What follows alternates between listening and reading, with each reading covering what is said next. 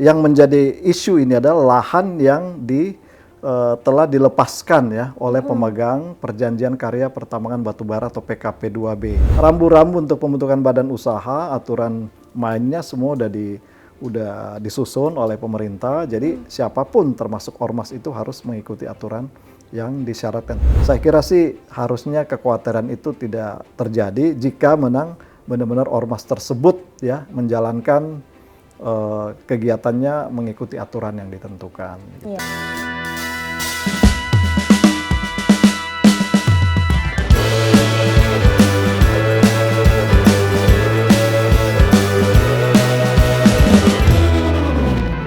Hai Sobat Bisnis, bertemu lagi dengan saya Ajeng Dinanti di Jorgi Pojok Energi.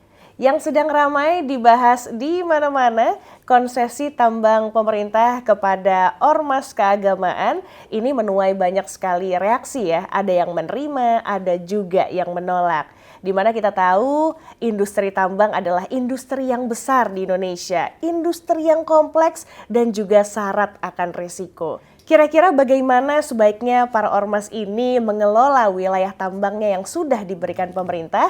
Sudah hadir bersama saya sosok yang tidak asing lagi di dunia pertambangan, Direktur Eksekutif Indonesia Mining Association, Bapak Hendra Sinadia. Halo Bapak Hendra, terima kasih sudah menerima kami di sini. Mau ngobrol-ngobrol yang lagi rame nih Pak, konsesi tambang di mana pemerintah memberikan izin mengelola tambang kepada ormas keagamaan. Dari pandangannya IMA, Bapak melihatnya seperti apa, Pak? Oh ya, pertama-tama terima kasih ya kepada Bisnis Indonesia bisa dilibatkan dalam Jorgi. Menarik banget ya, Pojok Energi. Betul. Jadi kita exciting juga ya untuk pengen sharing ya mengenai pertambangan. Pertama-tama sebelum saya menanggapi, mungkin pertama reaksi saya melihat isu yang ramai ini adalah ini positif melihatnya ramai karena masyarakat banyak berkomentar. Ini menandakan bahwa masyarakat kita tuh sangat peduli terkait sektor pertambangan ya. Jadi harapannya ya dengan isu ini masyarakat semakin mencoba mendalami mengenai pertambangan dan perhatian yang besar dari masyarakat ini bisa diartikan bahwa masyarakat kita sangat concern dan mereka juga sangat memahami bahwa sektor pertambangan ini bisa menjadi backbone tulang punggung pembangunan nasional. Jadi itu yang positif ya. Dan kalau kita melihat kebijakan yang diterbitkan pemerintah, kami melihatnya dari sisi positifnya. Tentu saja kita ambil momentum bahwa kebijakan ini kita harapkan nanti bisa mendorong pengembangan sektor pertambangan mineral batubara kita ke depannya. Jadi masyarakat yang banyak memberikan perhatian, curhatan terkait dengan isu ini, mudah-mudahan ini bentuk kepedulian ya bahwa masyarakat juga bersama-sama turut mengawal kebijakan pemerintah demi pertambangan yang lebih baik. Iya, nah ini memang sisi positifnya kita banyak yang komentar Pak terutama di warganet ya di sosial media, banyak yang mempertanyakan, banyak yang meragukan seperti yang tadi mungkin saya sempat mention konsesi tambang pemerintah kepada ormas ini banyak yang menerima, banyak yang menolak.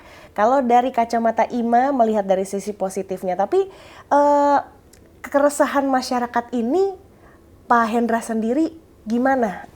Apakah itu menjadi ke pertimbangannya IMA untuk ini masyarakat kayaknya harus tahu, ada yang harus diluruskan nggak sih Pak? Mungkin masyarakat taunya cuma dari headline gitu. Nah ini menarik, makanya Pojok Energi untuk mengupas lebih jauh ini media yang tepat ya. Jadi keresahan masyarakat justru kita lihat ini kepedulian yang tadi saya ulangin bahwa masyarakat sangat peduli ya dengan isu ini. Nah pertama-tama tentu pertambangan adalah milik bangsa semuanya ya. Ada konstitusi, undang-undang dasar, kemudian pemerintah sebagai pengelola. Nah dalam konteks ini kita perlu melihat dulu bahwa yang menjadi isu ini adalah lahan yang telah dilepaskan ya oleh pemegang Perjanjian Karya Pertambangan Batubara atau PKP2B. Jadi PKP2B yang terakhir telah berakhir isinya memang diwajibkan oleh undang-undang untuk melimpahkan atau menyerahkan sebagian wilayah yang telah disepakati dengan pemerintah. Nah, wilayah ini menjadi wilayah pencadangan negara yang tentunya menjadi kewenangan negara. Jadi negara yang punya kewenangan untuk nantinya akan menawarkan ya ke seluruh masyarakat ya, dalam hal ini dalam konteks perdebatan di peraturan pemerintah nomor 25/2004 itu yang diberikan kepada badan usaha yang sahamnya mayoritas dimiliki oleh ormas. Tapi kalau kita lihat Undang-Undang 3/2020 sebelumnya kita flashback ya. Undang-undang ini merubah Undang-Undang nomor 4/2009 yang mana pada saat itu disusun setelah otonomi daerah. Jadi Undang-Undang nomor 3/2020 itu memberikan kewenangan prioritas kepada badan usaha milik negara. Jadi konteksnya memang berbeda. Waktu itu diterbitkan juga muncul pertanyaan dari beberapa pihak, kok BUMN sih yang diberi prioritas? Harusnya kan semua masyarakat punya kewenangan yang sama gitu ya.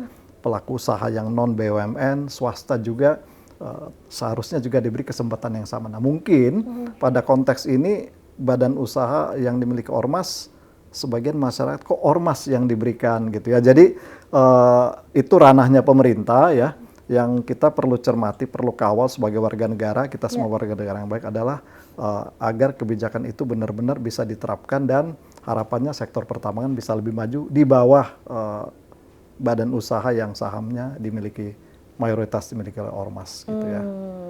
Itu dia tuh sobat bisnis ya, berarti yang harus digarisbawahi, ormas ini ya ormas, tapi yang diberikan izinnya itu adalah badan usaha yang sahamnya mayoritas dimiliki ormas keagamaan gitu ya Pak ya. Jadi pasti nantinya organisasi kemasyarakatan yang akan mengajukan penawaran ya, akan mengajukan permohonan ya untuk mendapatkan lahan itu tentu saja harus mengikuti persyaratan yang diatur oleh peraturan perundang-undangan. Jadi harus membentuk, bukan ormasnya langsung, misalnya ujuk-ujuk ke situ. Tentu harus ada badan usaha ya, baik PT, CV, dan juga kelengkapan badan usaha tentu ada persyaratan-persyaratannya yang diatur oleh Kementerian Hukum dan HAM. Jadi rambu-rambu untuk pembentukan badan usaha, aturan mainnya semua udah disusun oleh pemerintah. Jadi siapapun termasuk ormas itu harus mengikuti aturan yang disyaratkan, termasuk keahlian yang dibutuhkan atau persyaratan keuangan dan lain-lain, itu syaratnya setelah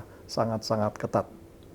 Jadi nanti badan usaha yang nanti akan terjun, yang mayoritas dimiliki oleh ormas keagamaan, tentunya pasti juga akan dipenuhi dengan orang-orang yang kompeten gitu ya Pak ya? Ya harus kompeten, dan pemerintah juga dalam menyeleksi sama seperti badan usaha yang lain kan. Ini kan peraturan tidak diskriminatif ya. Nah, baik nanti badan usaha yang dimiliki sahamnya oleh ormas untuk mengajukan permohonan atau mungkin ada pihak swasta yang lain, persyaratannya tetap sama ya.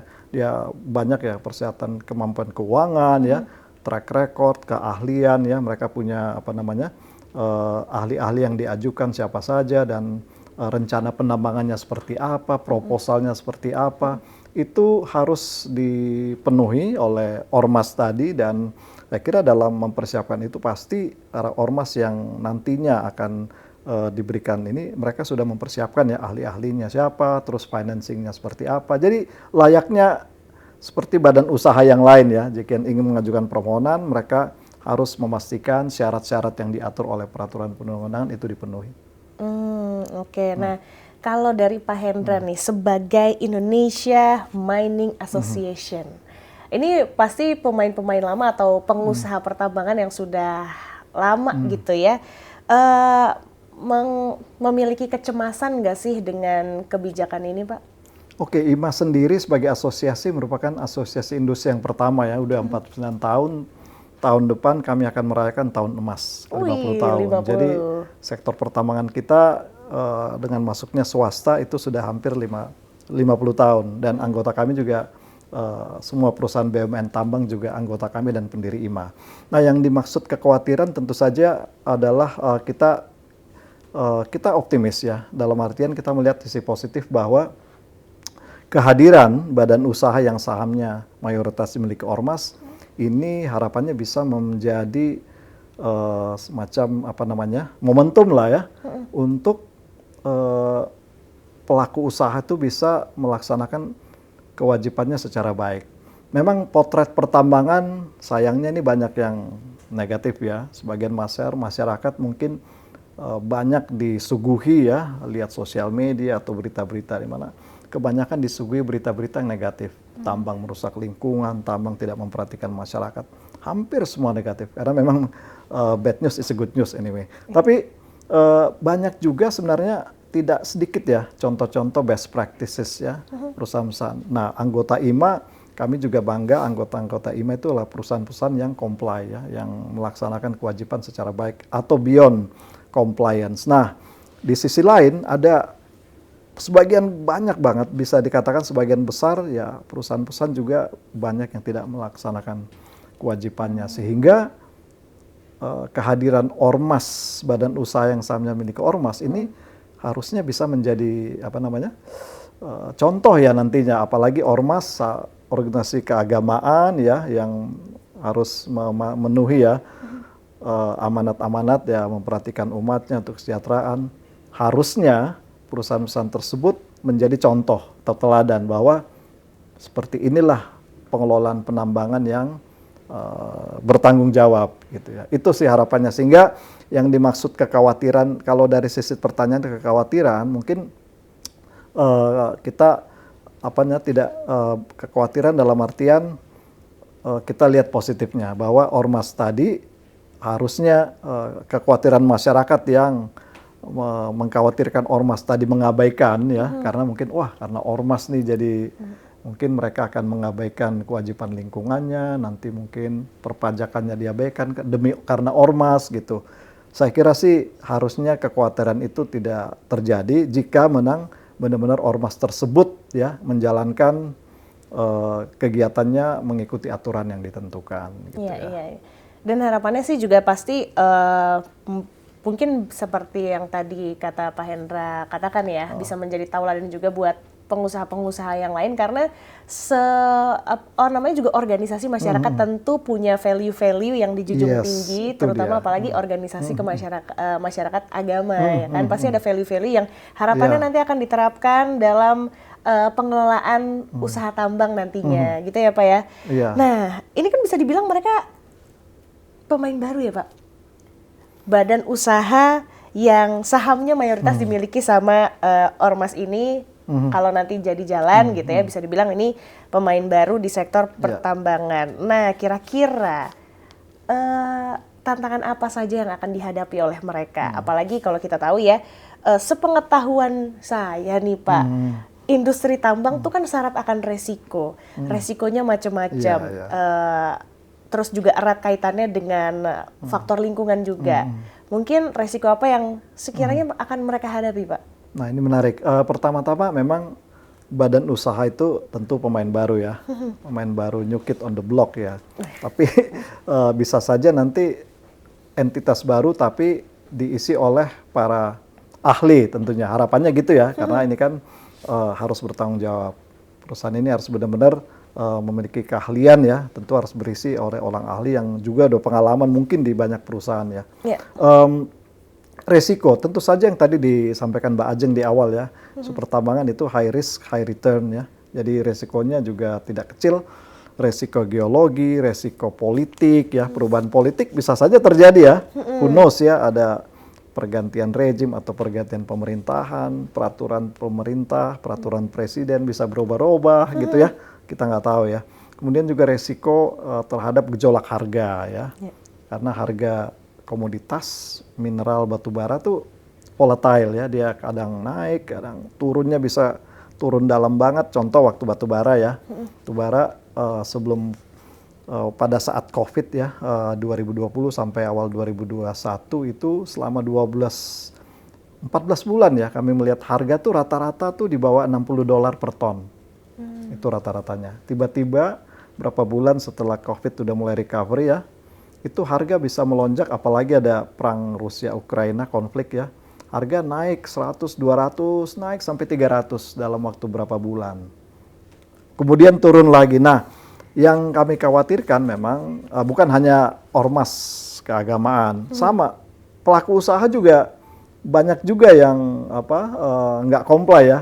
Kalau harga turun drastis, mereka nggak bisa maintain profit, rugi gitu ya. Akhirnya banyak yang mengabaikan kan kewajiban bayar royalti, pajak, bahkan kesejahteraan karyawannya juga diabaikan ya. CSR ke masyarakat sekitarnya juga diabaikan, kewajiban lingkungan reklamasinya juga diabaikan dengan alasan harga lagi jatuh. Nah ini yang kita tidak harapkan nanti pada saat badan usaha yang memiliki ormas ini melaksanakan kegiatannya. Jadi harusnya semua penambang siapapun mereka sudah tahu persis bahwa kegiatan penambangan itu memiliki resiko dan harus siap jika resiko harga turun, mereka tetap harus melaksanakan kewajibannya termasuk pengelolaan lingkungan. Dan satu lagi, setiap penambang, setiap perusahaan yang ingin melakukan penambangan itu mereka harus dalam good mining practices-nya ya, harus mempersiapkannya dari semua tahapan ya, bukan cuma eksplorasi atau menambangnya atau miningnya ya, ekstraksinya. Tapi setiap penambang tuh harus memikirkan bagaimana mereklamasi dan menutup tambang. Oh, nah, paskanya ya Pak ya? Pasca tambangnya harus dipikir dari awal. Berbeda dengan sebagian industri lain, mungkin mereka jalan dulu, nanti nutupnya. Tapi kalau tambang, once dapat izin, atau once mereka mengajukan perencanaan ke pemerintah, itu udah harus dipikirkan, oh nanti tambang saya cadangannya 20 tahun, misalnya 30 tahun. Pada tahun 2055 misalnya, tambang saya itu tutup, saya harus pasca tambang, itu udah harus ada perencanaan, duitnya dari mana. Nah, itu yang semua penambang udah harus, nggak peduli, termasuk badan usaha yang ormas nanti, pasti harus memikirkan cadangannya di sini mungkin berapa tahun, udah harus mikirkan nanti nutupnya gimana. Betul. Gitu. Jadi harus dipikirkan secara matang dan juga harus dari sekarang perencanaannya berarti ya. Harus udah dipikirkan nanti tutupnya seperti apa. Jadi jangan ya ditinggal ya, banyak yang kegiatan contoh negatif penambangan kan banyak ya kejadian ya. Harga ini jatuh, perusahaan rugi, tutup, ditinggalkan. Jadilah lubang-lubang tambang. Yang disalahkan perusahaan-perusahaan yang sudah comply, anggota IMA misalnya. Wah, tambang jelek. Nah, stigma masyarakat tambang tuh negatif. Padahal banyak juga tambang-tambang yang tertib gitu loh. Nah, kehadiran ormas ini diharapkan bisa menjadi contoh juga yang baik gitu loh. Seperti contoh-contoh perusahaan yang telah melaksanakan kewajibannya dengan baik, anggota-anggota IMA sebaiknya. Karena berita-berita itu Pak yang muncul ke permukaan, berita-berita negatifnya yang muncul ke permukaan yang kayaknya diomongin banget. Jadi makanya stigma pertambangan itu negatif ya lumayan kuat di top of mind orang-orang awam misalnya ya. Padahal ternyata industri tambang ini termasuk yang salah satu menopang negeri ya Pak ya? Bukan, ya kalau kami dari sektor pertambangan melihat itu salah satu backbone. Coba mungkin kita melihat dari ekonomi krisis terakhir waktu COVID ya. Ekonomi kita bisa terselamatkan dari resiko itu berkat tambang ya, komoditas mineral batubara lagi bagus, resesi kita nggak berkepanjangan kan. Kalau kita mundur ke belakang 2008, krisis finansial dunia global, negara tetangga kita di ASEAN hampir semuanya kena resesi. Indonesia selamat dari resesi karena kinerja harga komoditas tambang lagi bagus. 98, 97 kita krisis keuangan ya, reformasi waktu itu. Sektor yang masih bertahan tambang. Jadi sektor pertambangan ini jadi penopang kita sebenarnya. Bahkan di era transisi energi, orang udah bertransisi, justru kita punya kekayaan mineralnya. Orang beralih ke kendaraan listrik ya. Alhamdulillah Indonesia itu punya tembaga, punya nikel, punya mangan, punya kobalt. Jadi tambang ini bisa jadi backbone. Nah makanya concern masyarakat terhadap isu ormas ini justru kita lihat dari sisi positif. Ya, bahwa masyarakat menaruh perhatian besar bagi keberlangsungan sektor pertambangan. Iya memang ini menjadi highlight banget di mana-mana karena mungkin orang-orang awam nih ya Pak, saya sebagai kacamata orang awam juga sedikit banyak bisa mengerti kenapa pada mempertanyakan gitu. Ya. Kok kepada ormas sih, kok kepada ormas, kayaknya kurang relevan gitu. Tapi ternyata setelah ngobrol sama Pak Hendra, Sobat Bisnis, ormas di sini yang dimaksud adalah badan Usaha usahanya. juga, ya. Jadi harapannya nanti yang akan mengelola wilayah-wilayah tambang milik negara tersebut yang diberikan haknya kepada badan usaha yang mayoritas punya ormas ini, itu berarti bisa bilang berkolaborasi sama swasta juga ya untuk pengelolaannya gitu ya? Iya, itu terbuka sih ya, di aturannya terbuka. Jadi tentu saja bisa melakukan kolaborasi gitu ya. Dan ini udah masuk ranah bisnis ya. Ini real bisnis ya. Sama saja dengan misalnya pesohor gitu ya, memiliki saham di perusahaan tambang ya sama aja dengan badan-badan yang lain. Jadi kita lihat positifnya bahwa kehadiran ormas ya ini harusnya bisa menjadi contoh baik, dan kekhawatiran itu harusnya kita tepis gitu ya dengan masyarakat mengawal secara ketat ya. Perhatian masyarakat yang besar ini tentu menjadi tantangan bagi bukan saja bagi ormas nanti yang diberi pengelolaan, tapi bagi pemerintah ya.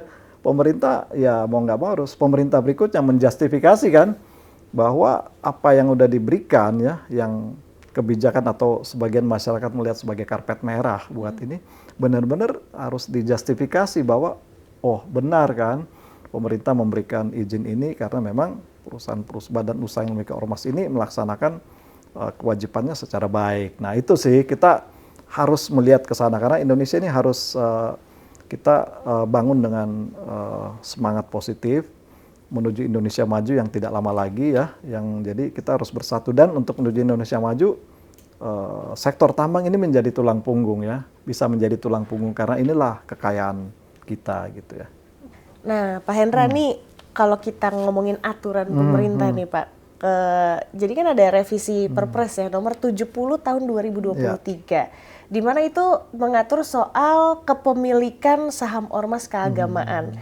Nah di satu sisi juga ada pelarangan badan usaha bekerja sama dengan pemegang PKP 2B sebelumnya dan atau afiliasinya.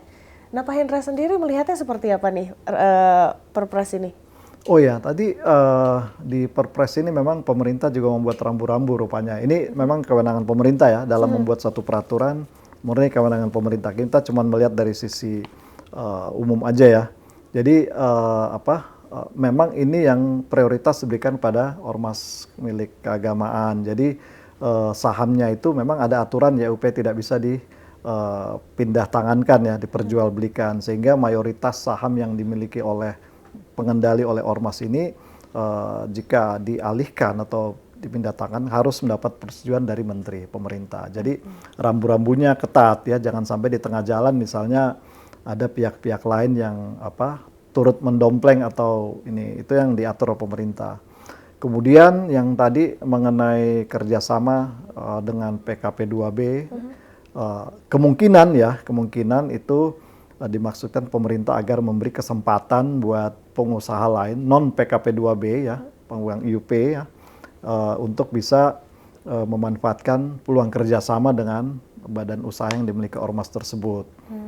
Karena mungkin lahan yang dialihkan ini itu kan lahan yang milik ex PKP 2B. Ya. Jadi nampaknya pemerintah mencoba membuka lebih lebar ya peluang bagi pelaku usaha yang lain untuk bisa mengusahakan lahan-lahan tersebut, bekerja sama dengan pihak badan usaha yang memiliki ormas tadi. Gitu ya. Jadi karena memang kan lahan yang PKP 2B ini kan punya pemerintah ya, jadi iya udah milik negara nih. Terserah mau diapain gitu. Jadi point of view-nya kayaknya harus kita tanya sama orang-orang pemerintah. Gimana Sobat Bisnis?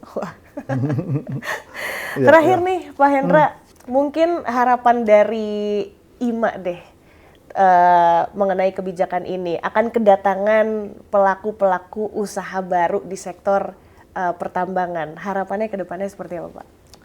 Iya, kita inginkan memang kehadiran ormas milik keagamaan ini dalam mengelola sektor tambang ini kita harapkan, karena ini udah jadi peraturan ya, udah jadi suatu peraturan ya, meskipun kontroversi di luar cukup heboh, apakah ini bertentangan dengan undang-undang apa enggak, itu bukan ranah kami ya, kami itu harusnya ranah hukum ya, jadi saya nggak mau komentari pro kontra, kami melihat bahwa bagaimana implementasinya tentunya ya, dan ya itu lagi, balik yang tadi saya sampaikan, harapannya si pelaku usaha ini bisa memastikan kewajibannya dipenuhi ya, kewajiban dipenuhi dan bisa jadi contoh best practices dan masyarakat bisa mendapatkan manfaat ya. Bahkan kami melihat salah satu handicap yang ditemui banyak ditemui pelaku usaha tambang adalah tingkat acceptance penerimaan atau social license dari masyarakat kan. Kan perusahaan tambang harus mendapatkan social license ya dalam menambang karena itu dekat dengan masyarakat. Nah, kehadiran badan usaha yang memiliki ormas ini seharusnya bisa hubungan dengan masyarakat setempat harusnya bisa lebih cair ya gitu kan, karena ini kan milik ormas keagamaan, jadi tingkat penerimaan masyarakat lebih bagus, positif. Namun tentu saja yang diharapkan juga dari sisi pemerintah sebagai regulator pemberi izin, ya mereka harus memastikan kewajiban dipenuhi, jadi jangan double standard nih pemerintah, karena ormas pengawasan agak dikurangin gitu kan. Kewajiban pajak karena ormas keagamaan mungkin dikasih keringanan atau berbeda dengan perlakuan yang lain. Jadi perlakuannya harus tetap sama dari si pemerintah dan masyarakat juga mengawal sehingga benar-benar ormas ini bisa melaksanakan kegiatan dengan baik. Jadi harapannya sih kita melihat arah positif ya, kita turut sama-sama mengawal dan IMA sebagai asosiasi juga bisa berperan jika diminta ini untuk sharing ya, karena banyak anggota IMA yang udah comply menerapkan standar-standar internasional yang ketat, tentunya ini bisa menjadi bahan pembelajaran juga bagi siapapun, pengusaha lain termasuk juga nantinya badan usaha yang dimiliki ormas keagamaan. Oke, baiklah kalau begitu itu dia Sobat Bisnis obrolan saya bersama Bapak Hendra Sinadia selaku Direktur Eksekutif Indonesia Mining Association. Yang dimana ini lagi rame sekali lagi konsesi tambang yang diberikan oleh pemerintah kepada badan usaha yang sahamnya mayoritas dimiliki oleh ormas keagamaan. Nah, jadi kita sama-sama mengawasi kehebohan ini. Kalau dari kacamata IMA adalah sebuah hal yang bagus di mana masyarakat sudah mulai aware dan juga sudah mulai menaruh perhatian, tinggal sama-sama mengawasi bagaimana nanti eksekusi dan pengelolaannya di sektor pertambangan Indonesia sebagai salah satu backbone di negara kita, ekonomi negara kita. Sekian dulu obrolan saya kali ini bersama Bapak Hendra Sinadia. Sampai bertemu di episode selanjutnya. Bye-bye.